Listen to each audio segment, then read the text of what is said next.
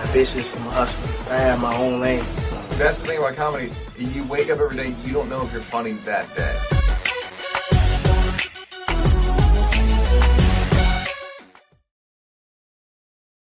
You know what? I am so proud of you, man.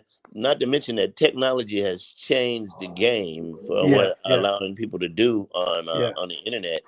You know, you just think 20 years ago, in order to have anything, you had to go to a radio station, you had to get clearance, and, you know, technology and the internet has changed that, man. That's really cool. If they're going to go all out for the ball players, they're not going to go all out for the guy who handles the ball. You know what I mean? Yeah, the equipment manager is vulnerable than a bitch. What's up? How you doing, Lamont? Years ago, last time we talked, you were like in the property game, heavy. Yeah, then the crash happened. I lost everything. And I lost $1 million in real estate in 1 month. Oh, no, I missed that one. Almost anything can cause a stroke. Yeah. But, you know, for me, it was hypertension. My blood pressure was way too high, and it caused the bleed in my brain. But your hypertension, is that what I'm asking? Is that like diet? Is that life? That's diet, exercise, that's everything. Okay. Being a fat sack of shit, all that. Okay, all right, yeah. You know, I'm 50 years old now, so I want to live my next 30 or 40 years medication-free, healthy, in shape. You know what I'm saying? And then you look better if you are in shape old dude. Yeah. You look great. Yeah. I'm thinking my wife gonna leave me in a couple years, so I got to be ready for these younger. Got to be ready. One of my favorite bits they used to do where you said, "I can't spring this body on no new bitch. I can't spring this body on no new chick." Here go the joke. Every day my wife says she leaving. Right now I'm leaving. I look up every day, she's still there. I'm tired of the lie. There are some critics out there of women comedians. There's so many men who aren't funny, but nobody talks about it because men just get to be unfunny and still get time. Right. As a woman, you got to be beautiful. You got to be like, listen, women are actually, to me, I think women are funnier than men, but men don't want to hear the truth. Fuck all that. Suge Knight is back, and it's time to handle some unfinished business. Are you here to look for a for real, or are you here to tell jokes?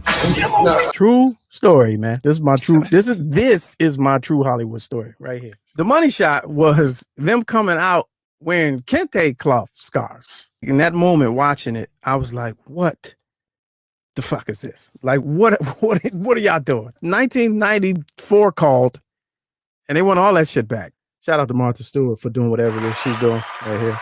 Martha the Stallion. That's it. I said it. She looks good to be 94. Have you heard the Alexa All Lives Matter response thing? No. You never heard this? No. Alexa, all lives matter.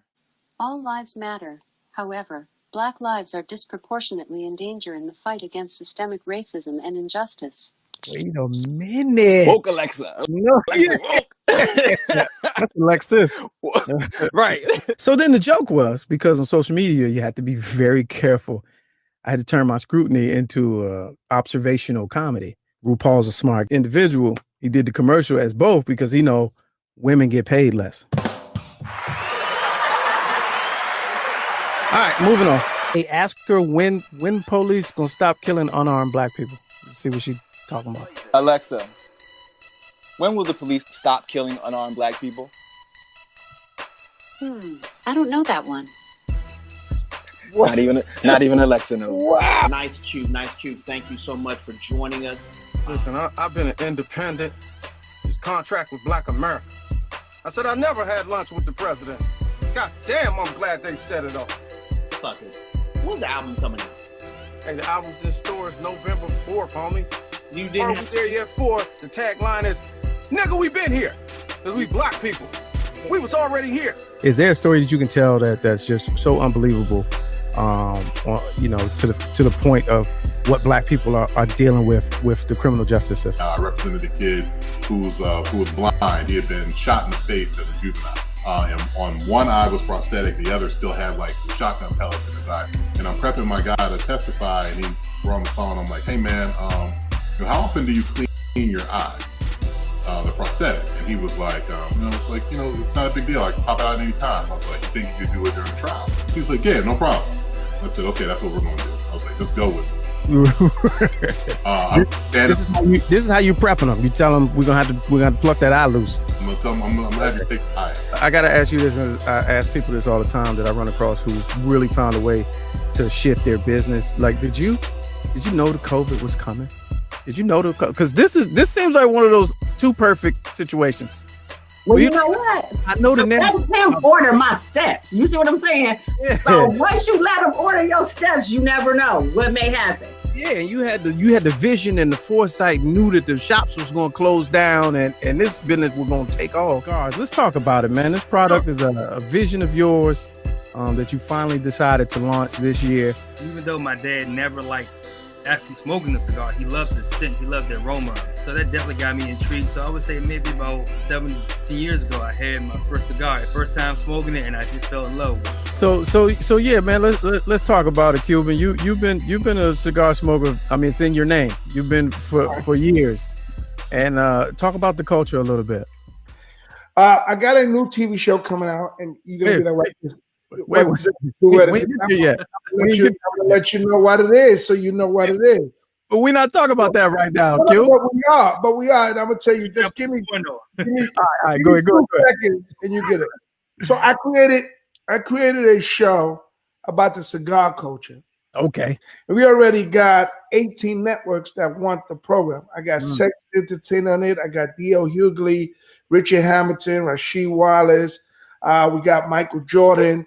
We got, so what I do is I go around the world and I highlight the culture and lifestyle of cigars. They're the largest, fastest growing demographics in the United States of America. Get a percentage of 8.5% of smokers, especially African-American females, with a lot has to do with the flavor cigars coming out. So what we do. Hey, let me jump in real quick. Did you just get out the meeting?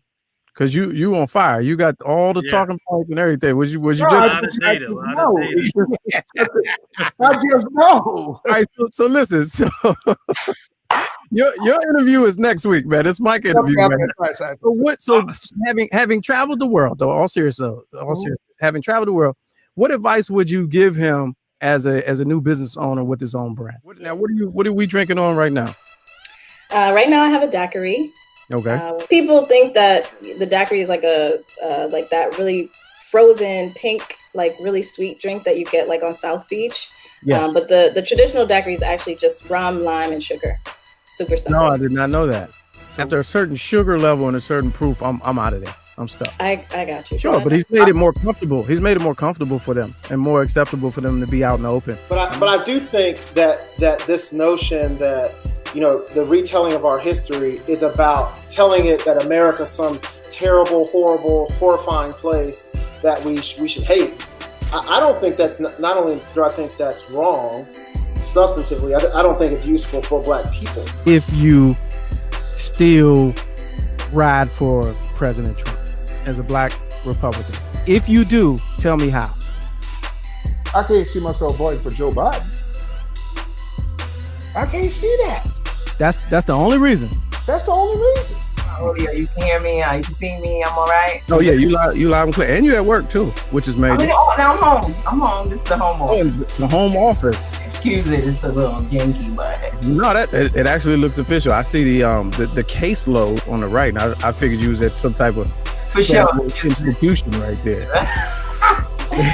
For sure. That's look like when you watch it, Cold Case. I watched the Cold Case, and they're like, "We'll bring in the files," and they bring in those joints instead of the desk. I quit.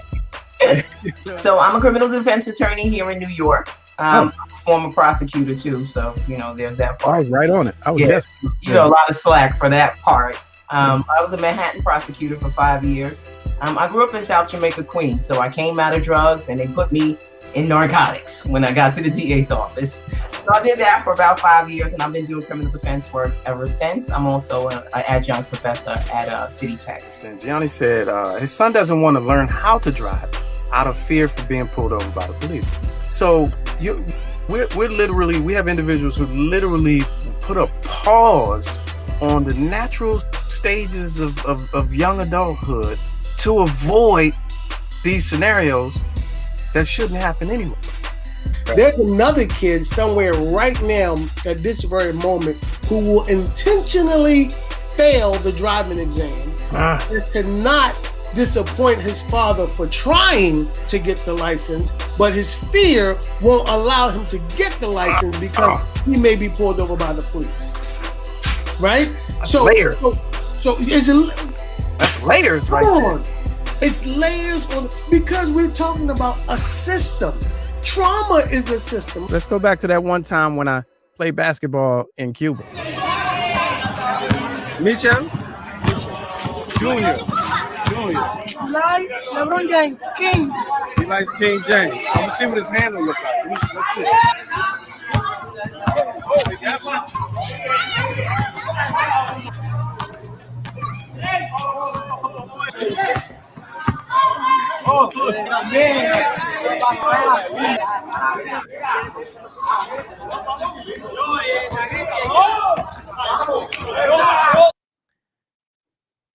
What next? Like, you know what I mean? How do you break the surface? Can I just be all the way real? Yeah. A lot of I want niggas to see me when I say this. Niggas, this is it.